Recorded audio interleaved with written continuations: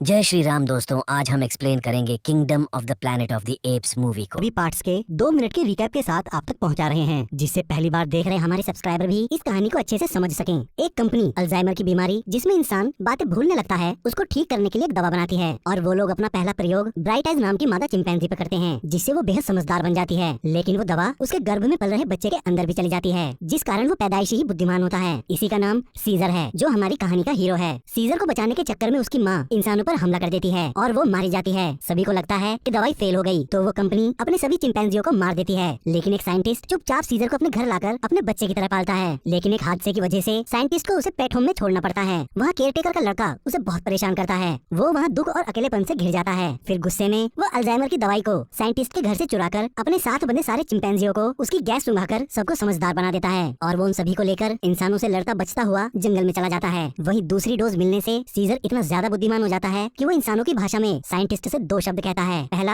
नहीं, दूसरा जंगल सीजर का घर। वही दूसरी तरफ इस दवा का वायरस 95% इंसानों को खत्म कर देता है, ठीक वैसे ही जैसे कोरोना वायरस ने तबाही मचाई थी। इसके 10 साल बाद सीजर अपनी पत्नी, 2 बेटों और अपने कबीले के साथ जंगल में ही घर बनाकर रहने लगता है। फिर बचे हुए इंसानों के साथ सीजर ने मिलकर रहने में बहुत कोशिश की, लेकिन उसी का एक साथी कोबा की इंसानों से बदला लेने की उसकी तीव्र इच्छा की वजह से उसने सीजर को गोली मार दी और उसका इल्जाम इंसानों पर लगा दिया, जिससे इंसानों और वानरों में युद्ध छिड़ गया। लेकिन मैल्कम नाम का आदमी सीजर को बचा लेता है और सीजर कोबा को मारकर अपनी गद्दी वापस हासिल कर लेता है। लेकिन उस युद्ध में बचे इंसानों ने सेना की टुकड़ी से मदद मांगी, तो सेना ने एक बेरहम कर्नल और उसकी बटालियन को उन सभी वनमानुषों को खत्म करने के लिए भेज दिया। उसके 2 साल तक लगातार ढूंढने के बाद कर्नल सीजर के कबीले पर हमला कर उसके बहुत से लोग, उसकी पत्नी और बड़े बेटे को मार देता है। फिर सीजर कर्नल से बदला लेने के लिए उसकी छावनी जाता है। वो वहाँ देखता है कि नए घर की तलाश में निकला उसका पुराना कबीला कर्नल ने बंदी बना रखा है। कर्नल धोखे से उसे भी पकड़ लेता है और फिर सीजर की जान के बदले वो सभी वानरों से पत्थर उठवाकर दीवार बनवाता है। असल में सेना ने कर्नल को बागी घोषित कर दिया था, क्योंकि उस वायरस की वजह से उसका बेटा भी मारा गया था। उसके सर पर वानरों को मारने का बस जुनून सवार था, इसीलिए सेना ने छावनी पर हमला कर दिया, जिसमें कर्नल समेत उसके सभी आदमी मारे गए थे और धमाकों की वजह से पहाड़ से बर्फ गिरने लगती है। तो सीजर अपने कबीले के साथ पेड़ों पर चढ़कर अपनी जान बचा लेता है और सबको एक नई जगह लेकर आता है, जो मरने से पहले उसके बड़े बेटे ने उसको बताई थी। सबको सेफ पहुंचाकर घायल होने की वजह से सीजर अपना दम तोड़ देता है।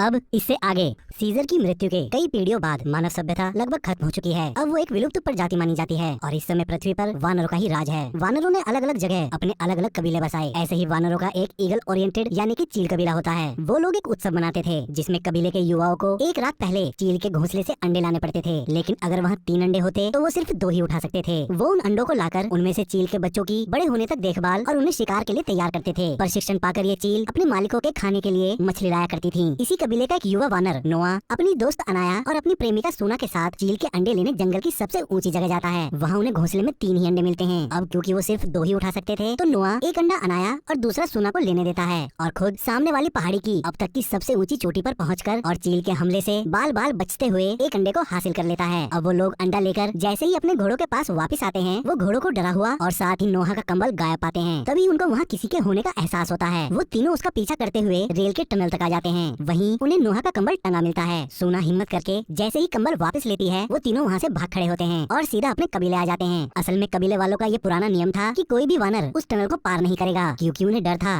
वहाँ इंसान हो सकते हैं। वो लोग इंसानों को इको कहते थे। चील का अंडा लेके आने की वजह से नोआ की माँ खुश हो जाती है और उसको बताती है कि उसका पिता उसका इंतजार कर रहा है। ये पूरा कबीला बिजली के हाई टेंशन तार के खंभों पर लकड़ी के मचान बनाकर रह रहा होता है। नोआ अपने पिता से मिलने मचान के सबसे ऊपरी हिस्से में आता है। वहाँ वो अंडों के लिए घोंसला तैयार कर रहे होते हैं। उसके पिता का सन ईगल नोहा को पसंद नहीं करता, वो उसे चोंच मार देता है। तभी उनको नोहा के कंबल पर लगे इंसानी खून की गंध आ जाती है, तो वो नोहा से टनल पार करने वाली बात पूछते हैं। तो नोहा उन्हें यकीन दिलाता है कि उसने टनल पार नहीं की। फिर नोवा के पिता अपने बड़े बेटे को नोवा का कंबल देकर उस पर लगे इंसानी खून वाले का पता लगाकर उसे अपने कबीले से दूर भगाने के लिए कहते हैं और साथ ही उसके पीछे अपना सन ईगल भेजते हैं। फिर रात में नोवा को उनकी मछली के गोदाम में कुछ आहट सुनाई देती है, तो वो उसके अंदर जाता है। उसको वहाँ पर छुपी बैठी एक इंसानी लड़की दिखाई देती है। वो नोहा को देखते ही उसे धक्का मारकर जंगल की तरफ भाग जाती है। उसके धक्के से नोवा जो चील का अंडा लेकर आया था वो टूट जाता है। तो वो अनाया और सोना से कहता है, मुझे सुबह होने से पहले एक और अंडा ढूंढना होगा। फिर वो अपने घोड़े को लेकर जंगल में चला जाता है। रास्ते में उसको कुछ वानरों की आवाज के साथ बिजली कड़कती हुई दिखाई देती है। नोआ उस जगह जाकर देखता है, वहाँ पर कुछ वानर मास्क और कवच पहने मरे पड़े हैं। तभी उसका बड़ा भाई घायल हालत में उसके पास आकर कहता है, ऐसे और भी आ रहे हैं, और अपना दम तोड़ देता है। किसी ने उसकी पीठ पर खंजर घोंप दिया था। उनके जैसे और भी वानर आने से पहले नोआ वहीं पास की झाड़ी में छुप जाता है। उन मास्क पहने वानरों का कमांडर सिल्वा अपने वानरों को मरा देख भड़क जाता है। तभी उनको नोहा के भाई की लाश पर से इंसानी खून लगा कंबल मिल जाता है। असल में वो किसी लड़की का पीछा कर रहे थे जिसका खून कंबल पर लगा था। वहीं उनको नोआ का घोड़ा भी दिखाई दे जाता है। तो कमांडर सिल्वा उसके कबीले का पता लगाने के लिए अपनी करंट पैदा करने वाली छड़ी से नोआ के घोड़े को करंट देकर उसका पीछा करते हुए ईगल कबीले में आ जाता है। वहाँ वो पूरे कबीले को आग लगाकर सबको बंदी बनाने लगता है। नोआ वहाँ वापस आकर अपने पिता को बचाने के लिए जलते हुए मचान पर ही चढ़ जाता है। तो कमांडर सिल्वा उसे चढ़ते हुए देख लेता है। नोआ मचान पर अपने पिता के साथ मिलकर सभी ईगल्स को खोलकर बचा लेता है, लेकिन लाख कोशिश करने पर भी वो कमांडर सिल्वा से अपने पिता को बचा नहीं पाता। उल्टा कमांडर सिल्वा नोआ से लड़ता हुआ उसको मचान से बाहर फेंक देता है। तो नोआ बिजली के तार को पकड़कर लटक जाता है। तो कमांडर सिल्वा अपनी छड़ी से तार में करंट दौड़ाने से पहले कहता है महान सीजर के लिए। करंट के झटके से नोआ के हाथों से तार छूट जाता है और वो सीधा नीचे आकर गिरता है। अगली सुबह जब नोआ को होश आता है वो देखता है कि उसका कबीला तबाह हो चुका है। उसको वहीं करंट वाली छड़ी मिलती है जो खराब हो चुकी थी। वो अपने पिता की सन ईगल को एक जगह बैठा देख उस जगह जाकर देखता है। वहाँ उसके पिता की लाश पड़ी होती है। नोआ अपने दुख, दर्द और बेबसी के साथ रोता हुआ उनकी लाश के पास ही बैठ जाता है। फिर वो उनको दफना कर उन्हीं की कसम खाता हुआ कहता है कि मैं अपने कबीले को ढूंढकर घर वापस लाऊंगा। और फिर अपने पिता की सन ईगल का पीछा करते हुए अपने कबीले वालों को खोजने के लिए जिंदगी में पहली बार टनल को पार करके दूसरी तरफ निकल आता है। वो जगह बिल्डिंगों से भरी पड़ी थी, वहाँ कभी इंसान रहा करते थे। वहीं आगे चलकर उसको उसकी माँ का कंबल मिलता है, लेकिन तूफान आ जाने की वजह से नोआ जंगल में ही आग जलाकर सो जाता है। फिर अगली सुबह जब उसकी आंखें खुलती हैं, तो वो सन ईगल को अपने हाथ पर बुलाने के लिए गाना गाता है, लेकिन सन ईगल उसको पंजा मारकर उड़ जाती है। असल में वो सभी ईगल्स को कंट्रोल करने के लिए ही गानों की धुनों पर ट्रेनिंग दिया करते थे। फिर नोआ उसका पीछा करते हुए घने जंगल में पहुंचता है। वहाँ उसको धुआं दिखाई देता है। वो जैसे ही धुएं की जगह पर पहुंचता है तो सतह कमजोर होने की वजह से वो नीचे गिर जाता है। अब क्योंकि उसके पास करंट वाली छड़ी थी तो वहाँ पर छुपकर रह रहे एक बेहद ही बुद्धिमान ओरांगुटान उसको मास्क वाला सैनिक समझ बैठता है। तो नोआ उसको अपनी सारी सच्चाई बता देता है। उसका सच जानकर ओरांगुटान अपना नाम राका बताता हुआ कहता है उन्होंने ही मेरे कबीले को भी तबाह कर दिया और ये चिता मेरे आखिरी साथी की है। अब बस मैं ही बचा हूँ। राका के गले में सीजर की खिड़की वाला लॉकेट होता है। फिर वो नोआ को उसके द्वारा बचाकर रखी किताबों को दिखाकर बताता है इन सिंबल्स का कुछ मतलब है और हमारे महान सीजर के काल में वानर इनको पढ़ना जानते थे। सीजर का नाम सुनते ही नोआ उसको बताता है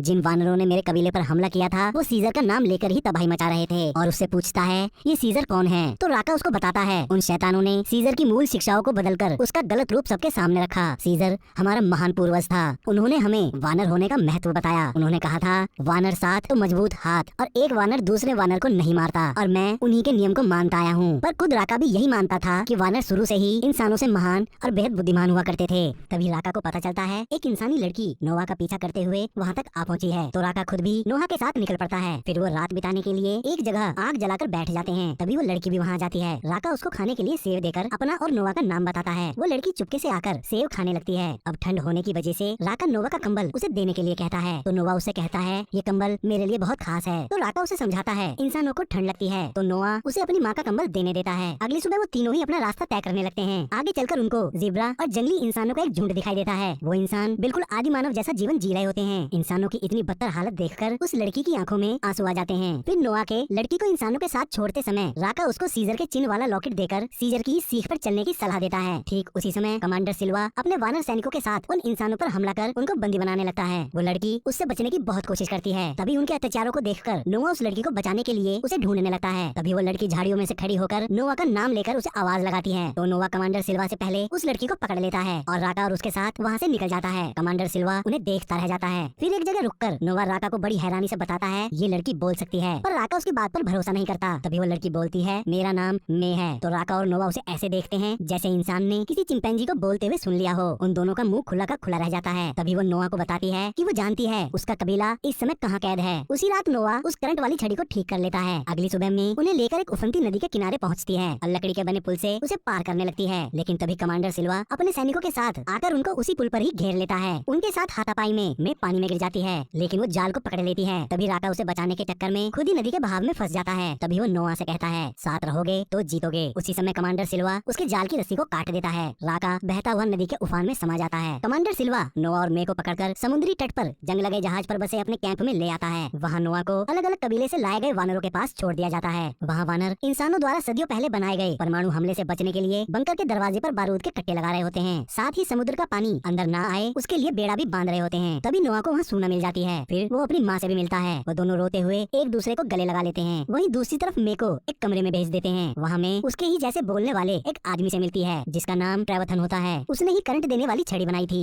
और वो उस कबीले के सरदार प्रॉक्सिमस को इतिहास की किताबें पढ़कर सुनाया करता है। इन्हीं किताबों की वजह से उसको इंसानों के महान कार्यों का पता चला था। तभी प्रॉक्सिमस सबके सामने आकर सीजर की शिक्षाओं का हवाला देते हुए बंकर के दरवाजे को खोलने के लिए दरवाजे को जंजीरों से बांधकर वानरों से खिंचवाता है और फिर बारूद भी जलवाता है, पर दरवाजा जरा भी नहीं हिलता। तो प्रॉक्सिमस कल फिर से कोशिश करने की बात कहकर वहाँ से चला जाता है। फिर में ट्रेवथन से कहती है अगर प्रॉक्सिमस ने बंकर का दरवाजा खोल लिया तो उसको इंसानों की सारी टेक्नोलॉजी और हथियार मिल जाएंगे, फिर वो बचे कुचे इंसानों को भी खत्म कर अपना साम्राज्य स्थापित कर लेगा। तो ट्रेवथन गुस्से में उससे कहता है अब ये दुनिया वानरों की ही है और वो अपना साम्राज्य बना चुके हैं। फिर वो मे को नहा धोकर तैयार होने को कहता है। उसके बाद प्रॉक्सिमस नोआ और मे को साथ खाने पर बुलाता है। वहीं उसको अनाया मिलता है। प्रॉक्सिमस उनसे कहता है इवोल्यूशन होने में हजारों साल लग जाते हैं और अगर मुझको बंकर के अंदर की टेक्नोलॉजी मिल जाए तो मैं उस इवोल्यूशन को अपने जिंदा रहते कर सकता हूँ। फिर मैं भी इंसानों के जैसे हवा, पानी और जमीन पर तेजी से चल और उड़ सकता हूँ। फिर वो नोआ को समझाता है इंसानों से ज्यादा बुद्धिमान इस पृथ्वी पर कोई और नहीं था, क्योंकि नोआ को अभी तक यही पता था इंसान शुरू से ही बेवकूफ थे। फिर उसको मे का एक राज बताता है कि तुमसे मिलने से पहले मैं इंसानों के साथ ही थी। ये सुनकर नोआ चौंक जाता है, क्योंकि उसको लगा था मैं कभी इंसानी बस्ती में नहीं रही और ये बात मैंने उससे छुपाई। फिर प्रॉक्सिमस मे से कहता है मुझे पता है तुम यहाँ उसी बंकर में जाने के लिए आई हो, और उससे उसका प्लान पूछता है, लेकिन मैं उसे कुछ नहीं बताती। उसके बाद प्रॉक्सिमस नोआ से कहता है तुम बहुत बुद्धिमान वानर हो, तुमने करंट वाली छड़ी खुद से ही ठीक कर ली, इसीलिए मुझे तुम्हारी जरूरत है। अब मुझे ये बताओ क्या मैंने तुम्हें बंकर में जाने का रास्ता बताया? तो नोआ धोखा खाए जैसे महसूस करता हुआ कहता है उसने मुझे कुछ नहीं बताया। फिर प्रॉक्सिमस नोआ को समझाता है इंसान भरोसे के लायक नहीं होते, ये लोग हमको फिर से पिंजरे में कैद करने की कोशिश कर रहे हैं, लेकिन बंकर के अंदर की टेक्नोलॉजी से मैं इन सबको खत्म कर वानरों का अखंड साम्राज्य स्थापित करूंगा। उसके बाद नोआ बाहर बैठा हुआ सन ईगल से कहता है वो प्रॉक्सिमस की कैद से अपने कबीले को निकाल नहीं पाएगा। ये कहकर वो दुखी हो जाता है। तभी सीजर के चिन्ह को देखते हुए उसके अंदर सच्चाई के साथ फिर से कोशिश करने की भावना जाग उठती है। तभी सन ईगल नोआ के मन को समझता हुआ अपने आप ही उसके हाथ पर बैठ जाता है। उसको बैठा देख नोआ की माँ को नोआ पर गर्व होता है। फिर रात को नोआ मे के पास आकर उसे कहता है तुम शुरू से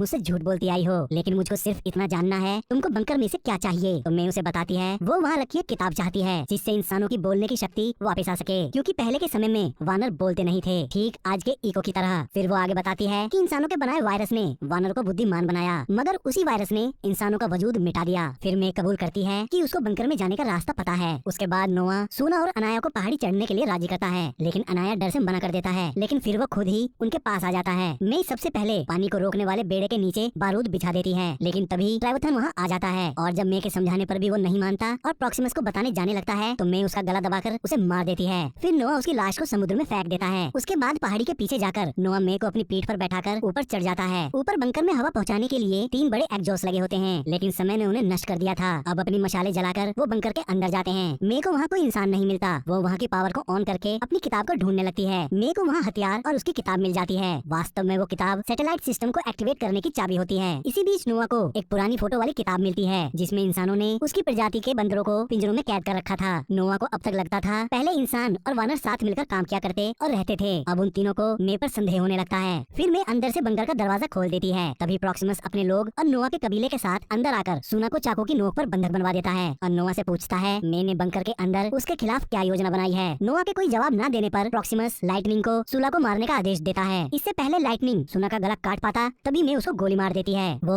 वहीं मर जाता है। गोली की आवाज सभी वानरों को डरा देती है। तो प्रॉक्सिमस मे से ऐसे और हथियारों के बारे में पूछता है और इसके बदले वो मे को जाने देने की बात कहता है। अब हथियार प्रॉक्सिमस को ना मिले इसलिए मे पानी को रोकने वाले बेड़े को बारूद से उड़ा देती है, जिससे पानी बंकर के अंदर आने लगता है। तो सभी वानर बचने के लिए बंकर के अंदर आ जाते हैं। नोआ अपने कबीले को ऊपर चढ़ने को कहता है। तभी कमांडर सिल्वा नोआ के सामने आकर उसे लड़ने लगता है, लेकिन नोआ उससे बचता हुआ उसको पाइपों के बीच फंसाकर पानी में डूबकर मरने के लिए छोड़ देता है। उसके मरते ही नोआ वहीं से निकल कर आता है जहाँ से वो बंकर के अंदर घुसा था। उसका पूरा कबीला बच गया था। तभी प्रॉक्सिमस नोआ पर हमला कर उसको अधमरा कर देता है और उसके आगे घुटने टेकने को कहता है। फिर नोआ अपनी पूरी ताकत समेटकर अपने कबीले का ईगल गीत गाना शुरू करता है। तो कबीले वाले भी उसके साथ मिलकर गीत गाने लगते हैं, जिससे उनकी ईगल्स प्रॉक्सिमस पर हमला कर उसको पहाड़ी से नीचे गिराकर उसका अंत कर देती हैं। फिर सन ईगल नोआ के हाथ पर वापस आकर बैठ जाता है। वो सभी वापस आकर अपने घर को फिर से बनाने लगते हैं। नोआ अपने पिता की तरह घोंसले को तैयार करता है। तभी मे उससे मिलने आती है। वो नोआ से कहती है इंसानों को उनका हक और जगह वापस मिलनी चाहिए। तो नोआ उसको बताता है अगर सभी जगह इंसानों का हक था तो क्या वानर फिर से बेजुबान हो जाएं? क्योंकि राका के सीजर सिर्फ एक चीज चाहते थे कि वानर और इंसान साथ रहें। क्या ये सच में हो सकता है? उसकी बात मे को इमोशनल कर देती है और नोआ को जान से मारने का अपना ख्याल त्याग देती है, क्योंकि उसको लगता था